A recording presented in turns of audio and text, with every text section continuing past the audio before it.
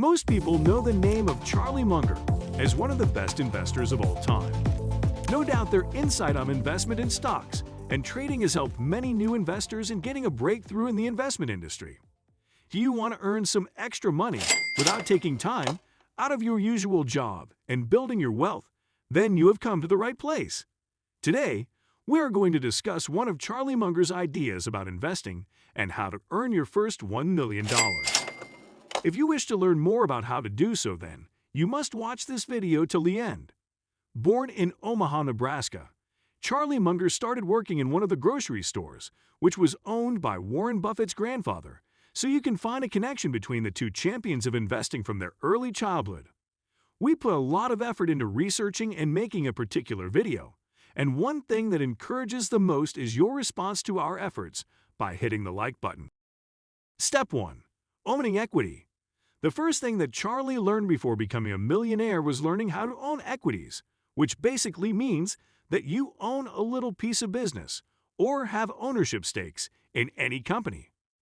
One thing that encouraged Charlie being a lawyer to start investing or own a business, for that matter, was the realization of the fact that how wealthy his clients were who owned businesses. He started accepting equities as a consideration for the legal services provided to his clients. Let's take an example of why he preferred equities over cash for his services. Let's say Charlie provided his legal services worth $20,000. If he's paid in cash, then those $20,000 is all he will accrue. On the other hand, if he prefers to receive equities in his client's business, he would have that amount of money for a long term as he becomes the part owner of his client's business. And he becomes entitled to the profits or surplus that the business makes annually. If he possesses 4% of the business from the equities that he has received, then that means he will receive 4% of the profit every year without doing anything, which is more like a passive income for him. Theoretically speaking, Munger will get 4% annually for the rest of the time the respective venture is in the business. And if it's sold at any point in time, then he will get money according to the equities he owns in the business. So he is making money by providing legal services as a lawyer as well as from the equities that he holds in the business. What if he had owned equities in not only one business, but in 20 or 30 ventures or businesses, which would have made him wealthy? Getting equity through your job will help you a long way, but it's not the only way of obtaining it. There are many ways to acquire equity in the business besides that, and one of them will be starting your own business. Step 2. Invest in yourself. It might sound cliché to you, but according to Munger, this phrase has a lot of practical importance.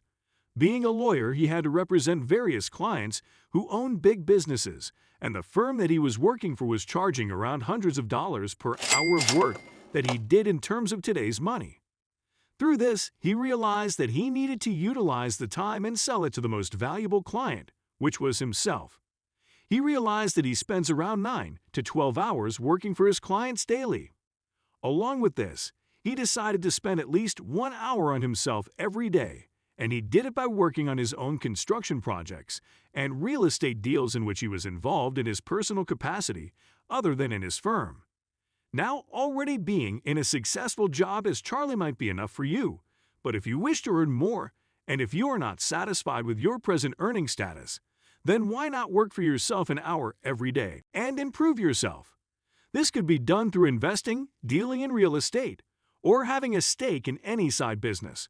Whatever it may be, it should help you in building your wealth and make you financially stronger. Although being the easiest form of earning money, almost no one wants or tends to do it. We want to ask you to do it right now or for a longer duration, but how about you set a goal of working for it on yourself for just the first 30 days, and if you get positive results, then you should definitely inculcate this habit for a long term, as the money earned through this will help you cover your expenses. Now, if you need an example to understand this, then let us give you one. Let's say you are earning $40,000 from your daily job, and you give away 10% of it for savings, which means you will have $4,000 saved at the end. But let's say you work for 1 hour on or for yourself every day, and if possible there, on the weekends, as well, where you can earn additional money around $30,000. Since your existing job covers all your daily or monthly expenses, that extra $30,000 that you are making will all be included and will be put towards building your wealth. Now you have $30,000 plus $4,000 equals $34,000 of annual savings, which is way more than your usual savings from your job, leading you towards achieving your first $1 million comparatively quicker than the usual methods. Step 3. Investing your first $10,000. As Charlie emphasized, that your first $1,000 must be saved up and invested as soon as possible, even if that means that you have to starve yourself in order to accumulate that amount or walk 100 miles. You gotta do it. By the way, these are his words, not ours. Now you must be wondering why he said so. The logic behind this can be understood in the following manner. Let's say if you are able to earn 10% on your investment portfolio every year, then you are good to go. If you have $2,000 in your investment holdings, then that 10% return will be equal to $200. And if you have $20,000, then your 10% return will be $2,000. And you hold it for the next 10 years then, without adding anything to the amount, you will have around $160,000 by the end of those 10 years. This is why it is important to rule out the $100,000 mark as soon as possible, and due to the same reason, it is hard to save your first $100,000 to the next $1,000. Step 4. Don't over-diversify investment portfolio. By now you might have got an idea that following conventional methods would never have gotten Charlie as rich as he is today. He and his partner Warren Buffett always believed in having concentrated investment portfolios. It is interesting to know that at a point in time Warren Buffett had 70% of his entire investment or net worth concentrated in just one stock. Charlie gave an example of a local businessman when he described the diversification of one's investment portfolio. He said that a businessman owning 5 different big businesses of different kinds would be considered diversified. He advised that the same logic must be applied to the stock market as well, because stocks are nothing but small pieces of businesses. You wouldn't believe that he believes in non-diversifying investment portfolios, so much so that he only owned 3 stocks containing his entire net worth. That's how important it is to keep your portfolios intact if you wish to increase your worth. Step 5. Compound interest.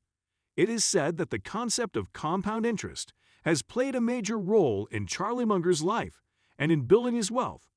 Now the question arises of how the concept of compound interest became so important to Charlie in increasing his net worth. Well, for that we will have to dive a little bit into the history and discuss Charlie's role model Ben Franklin, who gave a very important definition of compound interest when he said that money makes money, and the money that makes money makes money. Ben Franklin passed away, leaving the equivalent of $4,400 to 2 cities named Boston and Philadelphia, with a stipulation that they will get the money only after 200 years, and with a condition that the money will be invested and loaned to the worth of a loan, and specifically to the young apprentices. When the cities actually received the amount, it had dramatically increased to $6.5 million, demonstrating the importance of compound interest, indicating a very important fact that $1 will be worth $10, $15, and $20 in the future. Once you understand the gravity of these lessons, it becomes really easy to build your wealth. It is crystal clear that we can learn tons of ideas for building wealth from Charlie Munger's life and his unconventional methods of stock marketing. It's time for the recap of whatever we have learned till now. So the steps to be followed to earn your first $1 million is owning equities in a business, working for yourself, earn and invest your first $1,000 as soon as possible, focusing more on building non-diversified investment portfolios, importance of compound interest. Please keep in mind that this is not professional financial advice, but is purely based upon our own research and opinion. So, this is high time for you to inculcate these ideas and build your own first $1 million. It's as easy as it sounds. All you have to do is start the process and be patient. With that, it's the end of the video. See you on the next one. Bye-bye.